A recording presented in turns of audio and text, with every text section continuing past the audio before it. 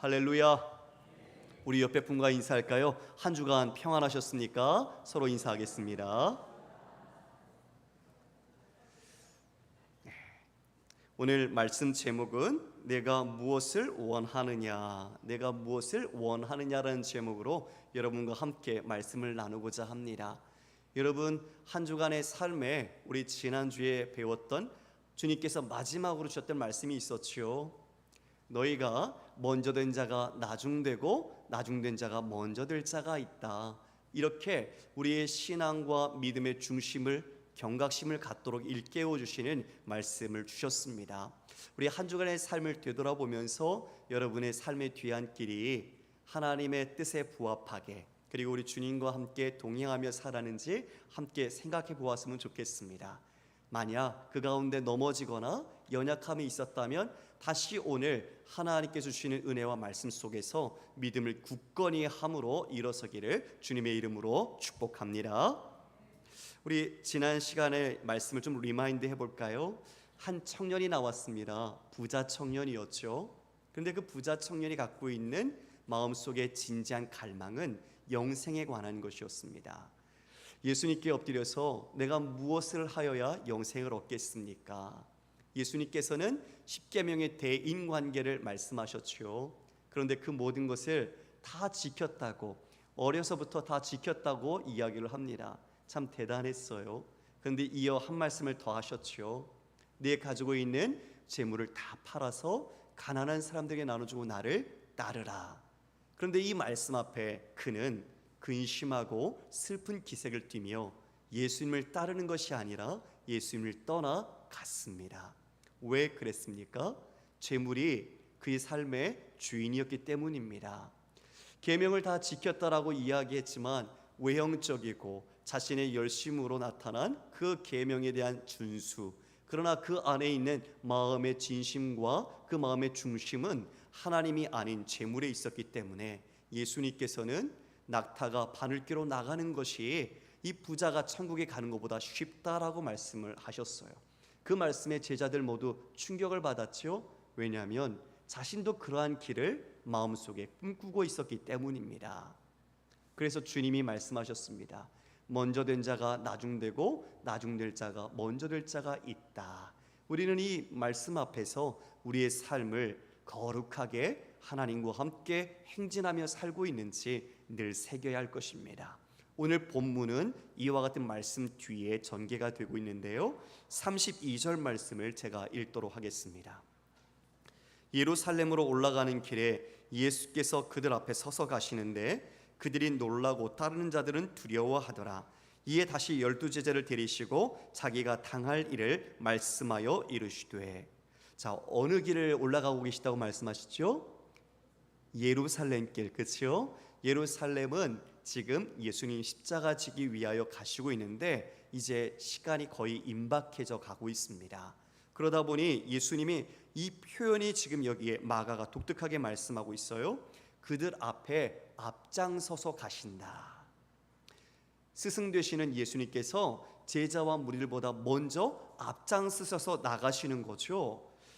이런 표현은 마가가 예수님의 죽음과 고난 앞에 앞두고 이 본문에서만 이야기를 하고 있어요. 특이한 거죠. 예수님이 뭔가 남다른 지금 엄중한 마음, 결연한 의지를 가지고 이 예루살렘을 향해 앞장서 가시는 겁니다. 그러니 그 모습을 보고 제자들은 어리둥절하고 그것에 대해 두려워하기까지 무리들은 그 마음이 있다고 이야기를 해주고 있습니다. 예수님의 이 마음, 예수님이 그 속에서 이루시고자 하는 뜻은 바로 십자가의 길이죠. 그래서 오늘 세 번째로 마지막입니다. 예수님이 자신이 가야 할 순환의 길, 십자가의 죽음과 부활에 대하여 제자들에게 세 번째로 말씀해 주고 있습니다. 우리 33절, 34절 우리가 함께 읽어보겠습니다. 시작. 보라, 우리가 예루살렘에 올라가노니 인자가 대제사장들과 서기관들에게 넘겨짐에 그들이 죽이기로 결의하고 이방인들에게 넘겨주겠고 그들은 능욕하며 침뱉으며 채찍질하고 죽일 것이나 그는 3일 만에 살아나리라 하시니라. 아멘. 예수님께서 첫 번째로 자신의 죽음과 부활을 빌립보 가이사라, 그 황제를 섬기고 우상이 가득한 도시에서 너희는 나를 누구라 하느냐라고 물으면서 그 이어 자신이 가야 할 길, 인자가 당할 고난을 말씀해 주셨어요. 그리고 두 번째로는 이 갈릴리를 가는 길에 제자들에게 말씀을 해주셨죠. 그리고 오늘 세 번째, 이와 같이 예루살렘 길에 이제 마지막으로 이야기하시는데 그 당할 일이 무엇인가? 예루살렘에 올라갈 것이다. 아주 구체적으로 이제 이야기해 주시는데요. 예루살렘에 올라갈 것이고 인자가 대제사장들과 서기관들에게 넘겨지고 그들이 죽이기로 결의하고 이방인에게 넘겨줄 것이다. 예수님께서 어떻게 되신다고요? 대제사장과 서기관들에게 체포되고 불의한 재판을 통해서 이방인 집권자들에게 넘겨져 죽임을 당할 것이다. 구체적으로 이제 자신이 가야 할 길을 제자들에게 서술해 주고 계시죠. 그리고 그 고난이 어떤가? 능력하며 침뱉으며 채찍질하고 죽일 것이나 그는 3일 만에 살아나리라. 여러분, 분명히 예수님은 자신이 죽을 것에 대한 고난을 이야기해 주셨고 이어서 사흘 만에 부활할 것을 명백하게 말씀해 주셨습니다. 그런데 여러분, 우리도 그렇지만 우리가 수많은 대화와 이야기를 나눌 때 우리는 그 모든 것을 다 귀담아 듣지 않습니다. 선택적으로 우리가 듣는 거죠. 어쩌면 내가 듣고 싶은 것, 내가 원하는 것만 듣고 기억하는지도 모릅니다. 예수님께서는 지금 첫 번째, 두 번째 이 모든 자신이 가야 할 길을 이야기해 주셨는데 그때마다 제자들은 자신들이 그 하나님, 지금 예수님이 주신 그 길, 그 가야 할 죽음과 고난이 무엇인지 깨닫지 못하는 영적인 무지를 그대로 드러내고 있었습니다. 그래서 차마 묻기도 두려워했다라고 말하고 있죠. 지금 예수님이 이처럼 이제 그 길을 가겠다, 자신의 그 모든 길을 가야 한다라고 마지막으로 유언같이 이야기해 주셨습니다. 그런데 어떤 일이 일어납니까? 참으로 오늘 내용을 보면 넌센스 같고요, 그 동문서답하는 것 같은 그런 뉘앙스가 좀 풍겨집니다. 말귀를 못 알아듣는 거죠. 그래서 예수님이 이렇게 자신이 가야 할 엄중하고 중요한 사명을 이야기해 주셨는데 35절에 보면 그 제자 2명이 엉뚱한 이야기를 진행하게 돼요. 그러나 우리는 오늘 이 안에서 참 우리가 가야 할 삶과 우리의 중심이 무엇인지를 분명히 또 배울 수 있습니다. 35절에 세베대의 아들 야고보와 요한이 주께 나와 여짜오되 선생님이여 무엇이든지 우리가 구하는 바를 우리에게 하여 주시기를 원하옵나이다. 뭐라고 말하고 있죠? 우리가 원하는 것을 주님께서 이루어 주길 원한다는 거예요. 아니, 상당히 단도직입적이고 당돌하게 예수님께 이와 같이 묻고 있습니다. 내가 원하는 걸 해줬으면 좋겠다는 거죠. 근데 그것이 무엇인지 예수님이 물으십니다. 너희에게 무엇하여 주기를 원하느냐? 예수님 물으시니까 37절 다 같이 시작. 여짜오되 주의 영광 중에서 우리를 하나는 주의 우편에 하나는 좌편에 앉게 하여 주옵소서. 뭐라고 말하죠? 주의 영광 중에서, 주의 영광 중에서 이제 주의 좌편에 아니면 주의 우편에 우리를 각각 좌의정 우의정처럼 앉혀달라는 것이죠. 주의 영광 중에서라는 말은 이 유대인들이 갖고 있었던 메시아에 대한 통념, 즉 강한 힘을 가지고 지금 우리가 지배당하고 있는 피지배구로서의 그 억압된 것을 해방시켜 줄 수 있는, 즉 로마를 물리치고 이스라엘의 옛 영광과 강력한 힘으로 하나님의 나라를 이루어갈 수 있는 메시아, 이것을 다 꿈꾸고 있었던 것, 바로 지금 제자들이 그것을 생각하고 주의 영광을 이야기하고 있는 겁니다. 그러니 그 주의 영광에서 자리를 자신의 예수님의 좌우편에 자신이 앉아서 세상의 이런 자랑과 이런 명예, 그런 권력을 누리게 해달라는 것이죠.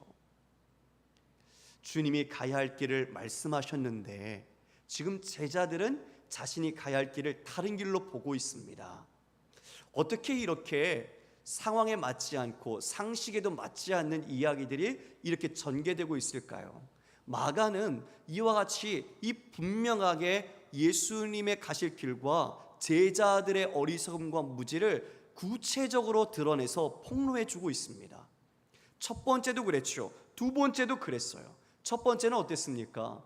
예수님이 나는 죽음과 부활에 대해 이야기하니 그 수제자라는 베드로가 아주 엉뚱한 짓을 했죠.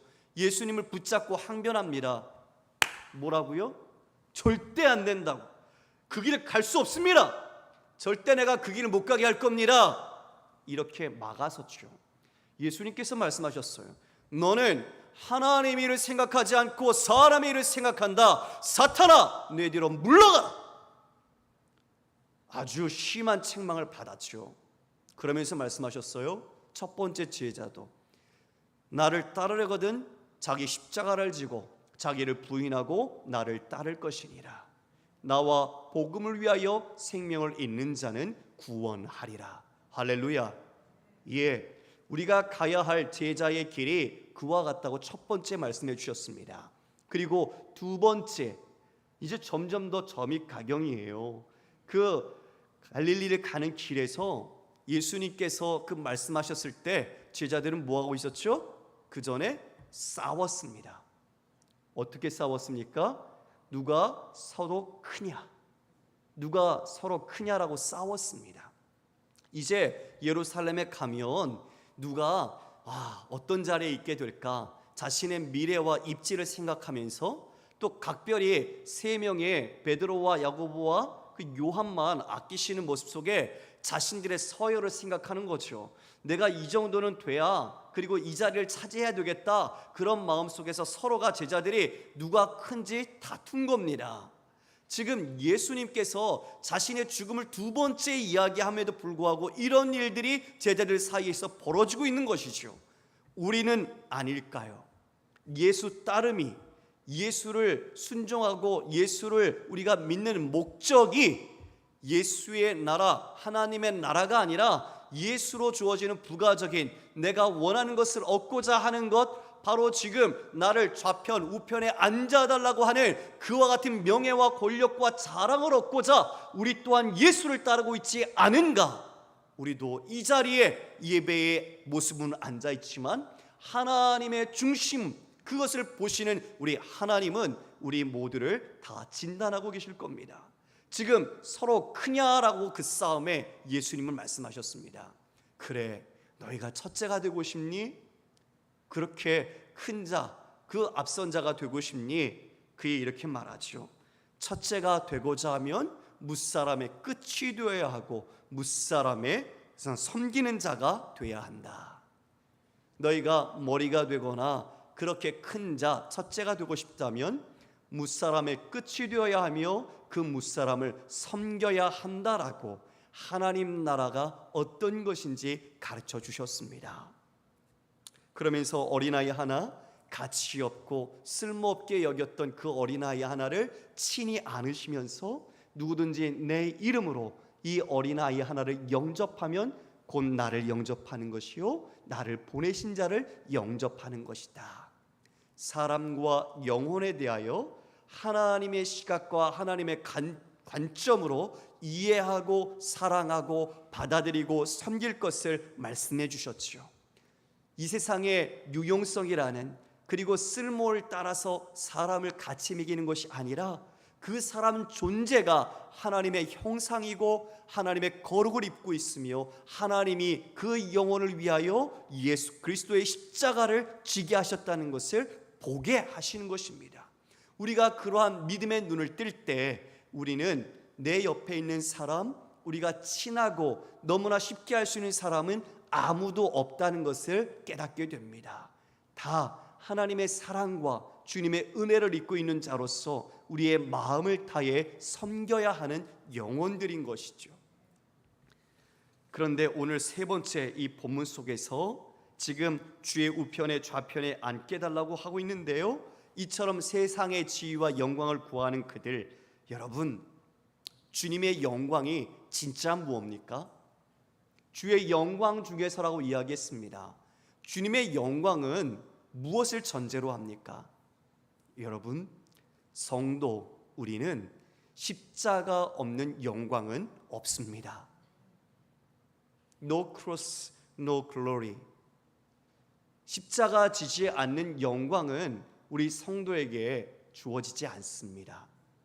예수님의 이 영광은 예수님께서 먼저 자신이 우리 모두를 위해 죽으셔야, 고난을 받으셔야, 물과 피를 쏟으셔야 하나님께서 그 죄로 말미암아 외면하셨다가 하나님에 의해 다시 부활과 높임을 받는 영광을 누리기 때문입니다.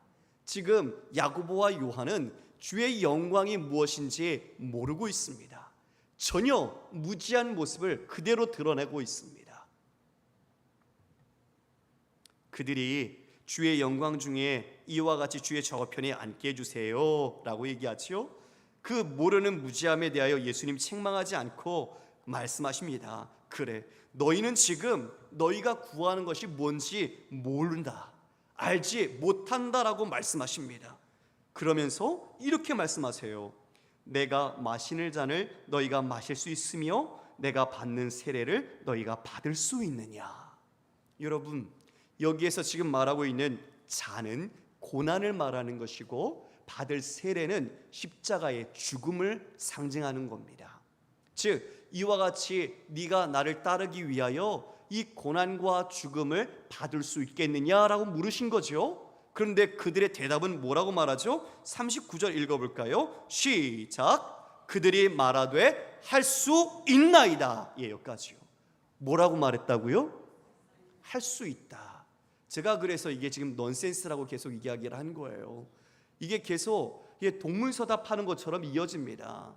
아니, 주님은 그를 일깨우기 위해서 말씀과 질문을 던지시는데 이 야고보와 요한은 자신의 생각 속에 갇혀서 자신의 목적대로 그 답을 하고 있어요.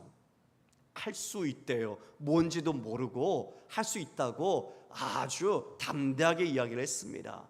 그런데 예수님의 대답이 더 그 다음에 당황스럽게 만들어요. 뭐라고 말씀하시죠? 예수께서 이르시되 너희는 내가 마시는 잔을 마시며 내가 받는 세례를 받으려니와. 아니, 이게 무슨 말이에요? 지금 그들은 그 뜻을 알지 못하고 말을 했는데 예수님은 그래, 너희들 받을 거야, 이렇게 말하는 거죠. 지금은 무지하지만, 지금은 너희가 구하는 것이 이 세상의 영광과 지위와 명예와 권력을 구하고 있지만 너희들이 진짜 나중에는 이와 같이 내가 받는 고난의 잔, 죽음의 세례를 너희도 받을 것이다, 이렇게 말씀하는 겁니다. 실제로 야고보는요 가장 먼저 순교합니다. 그리고 또 가장 오래 요한은 살아요. 그래서 반모섬에 유배돼서 요한계시록을 남기게 되죠. 오래 살았든 짧은 삶을 살았든 상관없이 그 두 사람은 지금은 무지해서 그 뜻을 깨닫지 못했지만 예수님 승천하신 후에 성령께서 오셔서 이 예수님의 말씀이 무엇인지, 그리고 예수님이 가신 길이 무엇인지 진짜 깨달았습니다. 그리고 그 길을 이제 자신들이 그 죽음의 잔을 마시며 걸어간 겁니다.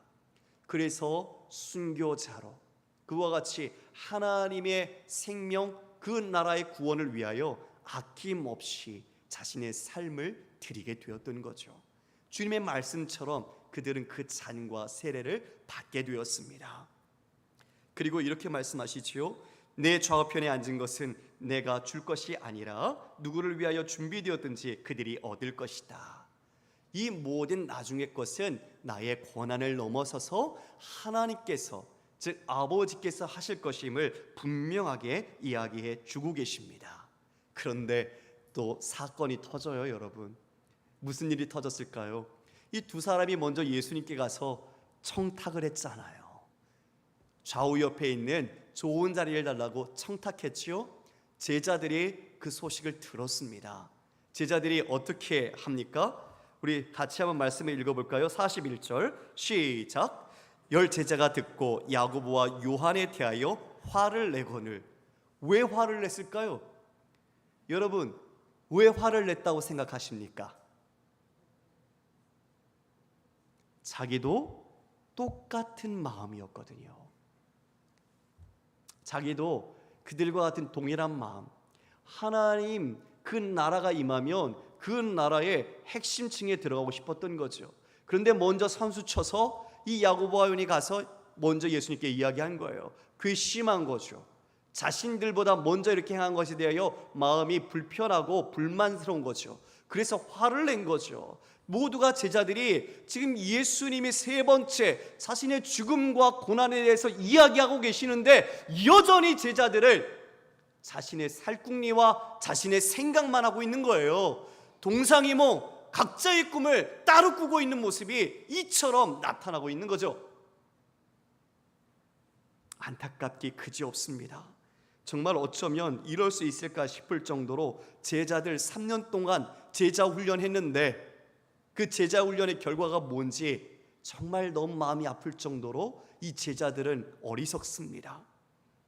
그래서 그 제자들 주님 책망하지 않고 다시 그 제자들을 가르치십니다. 오늘 세 번째 제자도가 등장하지요.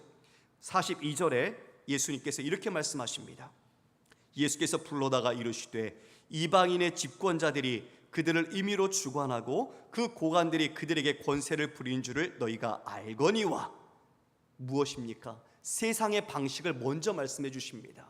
세상이 어떻게 경영되어지고 세상이 어떻게 통치되어지는지 세상의 방식을 먼저 말씀해 주십니다. 이방인의 집권자, 강력한 힘을 가지고 있던 그 로마의 제국 팍스 로마나가 힘으로, 군대로 그 힘을 가지고 경영되어졌던 그 모든 평화 속에서 이방인 주권자들이 그들의 뜻대로 통치하고 억누르고 엇박하고 너희들을 다스리는 것을 너희가 보지 않느냐. 그리고 고관들, 높은 자리에 있는 자들이 그들의 권세로 너희들을 억압하고 있는, 너희들을 부리는 줄을 너희가 알지 않느냐라고 말합니다. 여러분, 지금 예수님이 말한 이 시기나 그리고 우리가 살고 있는 이 시기나 언어와 표현은 다를지 모르겠지만 힘의 논리는 여전히 이 땅 가운데 작용하고 있습니다. 드러내놓고 폭력을 행사하거나 그리고 그것으로 사람을 압제하거나 그런 부분에 있어서는 다소 우리가 어떤 교양이라는 측면에서 가려져 있는지 모르겠지만 더 교묘하게 그리고 더 치사할 정도로 우리는 자신이 갖고 있는 힘으로 다른 사람들을 통제하고 지배하고 다스리려고 하지요. 그것이 세상이 추구하는 논리, 힘입니다. 그것이 높은 지위가 되었든 아니면 내가 인맥이나 학연이나 지연이나 그 모든 내 자신의 스펙이라고 하는 것들이나 이 모든 것들을 통해서 내 자신이 인정받고 이 세상에서 영향력을 더 팽창시키려고 하는 마음들이 우리 안에 여실히 드러나고 있는 것이죠.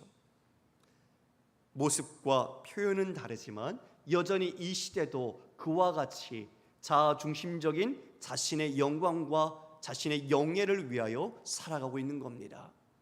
이에 반해 오늘 예수님께서는 우리는 그러면, 성도는 그러면 하나님 나라는 과연 어떻게 살아가야 하는가, 그것을 제자들에게 말씀해 주십니다.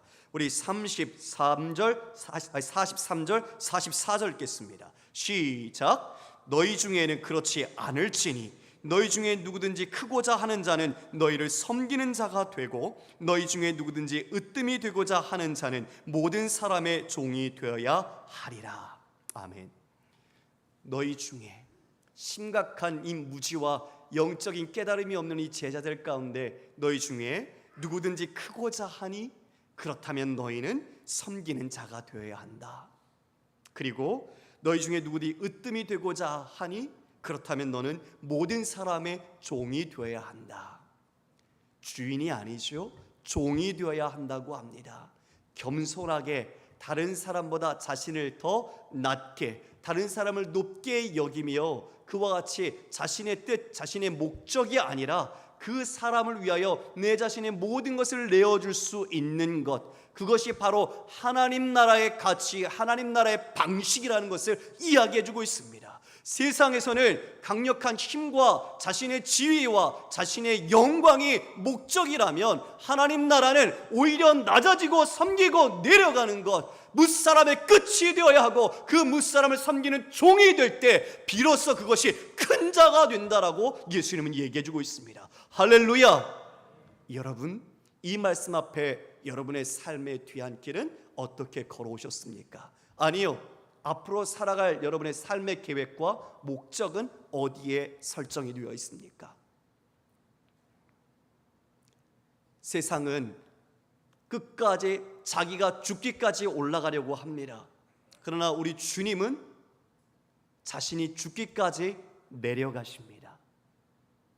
섬기기 위해서, 뭇사람의 영혼을 구원하기 위하여 메시아의 소명과 사명을 이 땅에서 순종으로 이루어 가십니다. 그것을 45절에 이 땅에 온 목적을 서술하십니다. 인자가 온 것은 섬김을 받으려 함이 아니라 도리어 섬기려 하고 자기 목숨을 많은 사람의 대속물로 주려 함이니라. 우리 주님 하나님의 아들이십니다. 제2위 성자 하나님이십니다. 그분께서 이 땅에 오신 목적은 우리를 위하여, 우리를 대신하여 자신의 생명을 대속물로 내어주어 우리에게 영원한 생명을 주고자 하신 것입니다. 주님께서 먼저 그 십자가의 본을 섬김으로 나타내십니다. 하나님 나라에 들어가기 위해선 우리도 그 섬김을 따라 고난의 잔을 마시며 십자가를 질 때 우리는 그 나라에 들어갈 수 있게 되는 것입니다. 사랑하는 성도 여러분, 교회는요, 그래서 세상을 흉내내거나 세상을 따라가면 안 됩니다.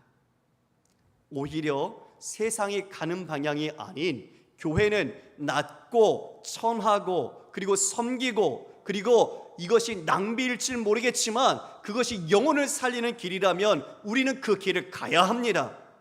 그 길을 갈 때 세상은 우리를 보고 변화를 받고 교회를 따라오는 것입니다.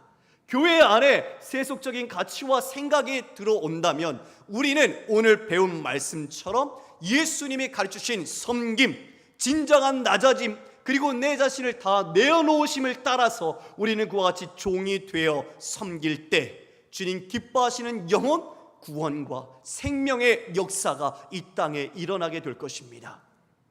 성도 여러분, 혹시 창끝이라는 영화를 보셨습니까? 2005년도에 제작된 영화인데요, 그 영화에 짐 엘리엇이라는 주인공이 나옵니다. 명문대학 휘튼 대학을 수석으로 졸업한 형제입니다. 근데 그에게 꿈이 있습니다. 하나님의 영혼, 생명을 살리는 것에 자신의 삶의 목적과 준비했습니다. 그래서 4명의 동료 선교사들과 남미에 있는 아우다니족, 아우카족이라고 하는데요, 그 사나운 족속으로 유명한 사람들을 외부인이 들어가면 모두가 죽었던 그 족속에게 주의 복음을 증거하기로 결정하고 기도하며 준비했습니다. 그래서 비행기를 타고 그 지역을 다니면서 성경책과 선물을 뿌렸지요. 어느 날 그들이 있는 위치를 확인하고 비행기가 그곳에 착륙합니다. 그리고 그곳에 있는 그 족속들을 향해 첫 마디를 내뱉습니다. 우리는 여러분의 친구입니다. 그런데 그 자리에서 5명은 그들의 창에 찔려 모두 목숨을 거두었습니다. 왜냐하면 그 족속 중에 어려움을 겪고 있던 한 사람이 이 선교사들이 자신의 부족 여인을 납치해서 살해했다라고 모함했거든요. 그것을 믿고 이 이방인처럼 낯설게 여겨진 선교사 5명을 죽인 겁니다. 그런데요, 그 이후에 이 5명의 선교사의 아내가 간호학을 공부하고 그리고 농사짓는 법을 배웁니다. 그리고 남편들이 가서 죽었던 그곳에 다시 들어갑니다. 들어가서 아기 낳는 조산을 도와주고 농사를 지으면서 그들에게 풍요할 수 있도록 도움을 주지요. 그들이 묻습니다. 왜 당신은 우리를 이렇게 돕습니까? 그때 이야기합니다. 몇 년 전에 이와 같이 당신들의 창끝에 죽은 그 남편들이, 그 사람들이 우리의 남편입니다. 그리고 그들이 전하고 싶었던 말을 우리가 전하기 위해 이곳에 왔습니다. 그 말은 예수님은 여러분을 사랑하십니다. 그 한마디 말. 이 사건에 대해서 타임지와 라이프지에 기사가 났습니다. 그 기사의 제목은 얼마나 불필요한 낭비인가. 얼마나 불필요한 낭비인가. 수재요. 대학의 교수들은 그 짐 엘리엇이 대학 강단에 설 것을 권유했지만 그는 영혼의 생명과 구원을 위하여 자신의 삶을 바치기로 하고 그와 같이 들어가 죽음을 당했던 겁니다. 이 불필요한 얼마나 낭비인가라는 이 제목에 그 죽은 남편의 부인이 답을 했습니다. 낭비라니요. 낭비라니요. 제 남편은 꿈을 이루었습니다. 꿈을 이루었습니다. 생명을 구원하기 위해 자신의 한 생명을 아낌없이 바칠 수 있었던 그 소중한 마음은 바로 예수님의 종된 마음, 예수님의 무사람의 끝이 되는 마음이었습니다. 여러분, 낭비요. 하나님의 아들이신 예수님만큼 거룩한 낭비가 있을까요? 지금도 제자들이 깨닫지 못하고 있고 무지한 이들을 위하여 십자가를 지시는 예수님의 심정, 하나님의 그 마음은 정말 무엇을 뜻하시고 계실까요? 여전히 우리도 이 자리에 앉아있지만 여전히 이 말씀의 진리와 그 십자가의 깊이를 깨닫지 못하고 있는 우리를 보시는 그 마음은 하나님의 낭비가 아닐까요? 그러나 주님은 꿈이 있었습니다. 바로 꿈이 있었습니다. 하나님의 꿈. 여러분 한 사람 한 사람을 통해 하나님의 거룩한 형상을 회복하고 하나님의 거룩한 자녀로서 주님의 나라를 이루어가는 그 원대한 꿈, 하나님의 영원한 생명과 그 나라의 축복을 이루어가기를 원하시는 그 꿈이 있으셨던 겁니다. 그 꿈을 위하여 하나님의 아들이신 예수 그리스도를 우리를 위하여 내어주셨습니다. 그 거룩한 낭비, 우리를 향하신 하나님의 그 크신 은혜와 사랑을 기억하고 우리 모두 무사람의 끝이 되고 무사람의 종이 되어서 우리를 통해 수많은 신음과 고통과 이 땅의 것을 추구하며 살아가는 자들에게 진정한 생명과 영원한 나라를 증거하는 사랑하는 우리 모든 성도님 되시기를 주님의 이름으로 축원합니다. 다 같이 일어나 찬양하겠습니다.